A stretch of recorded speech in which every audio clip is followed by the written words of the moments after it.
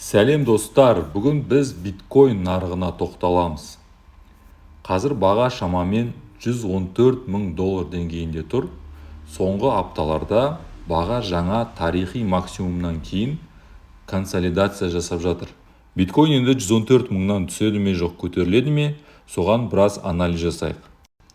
Мына видеода көрсеткенде техникалық анализдерге қарағанда 113 мың мен $117 мың аралығында маңызды диапазондар бар.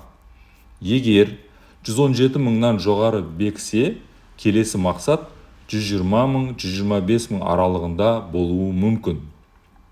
Ал егер 110 мыңнан төмендеп кететін болса, онда 100 мың, 90 мың арасында төменгі деңгейлеріне жетуі әбден мүмкін. Ал енді фундаменталдық анализға келетін болсақ, бәрі сол ақш-қа кеп тіреледі. ақш-тағы ФРС-тің пайыздық мөлшерлемені төмендетуі күтіліп отыр. Бұл биткоинға өсуіне қатты ықпал етеді. Біраз ақпарат көздері төмендейді деп болжап отыр. Сондықтан халық айтса, халық айтпас, әбден төмендеуі мүмкін шынында да. Келесі жалпылама анализ бұл ETF-ке, осы биткоин ETF-не ақша ағымы. Соңғы кездері биткоин ETF-не ірі қаражаттар кіріп жатыр. Бұл сұраныстың әлі де жоғары екенін көрсетеді.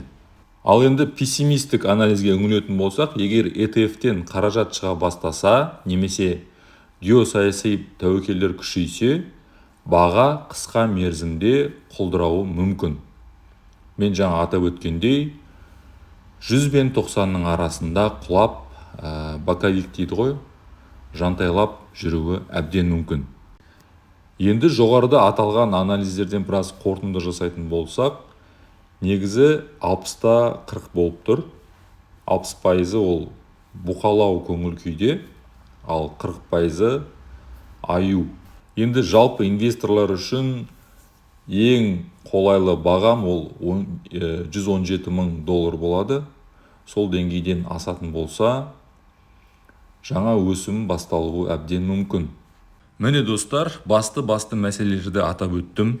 Анализ ұнаса, қолдау көрсетіп, лайк басып, арнаға тіркеліп, пікірлеріңізді жазып өтіңіздер. Қазақша арналар дами берсін. Келесі амандықта жүздескенше.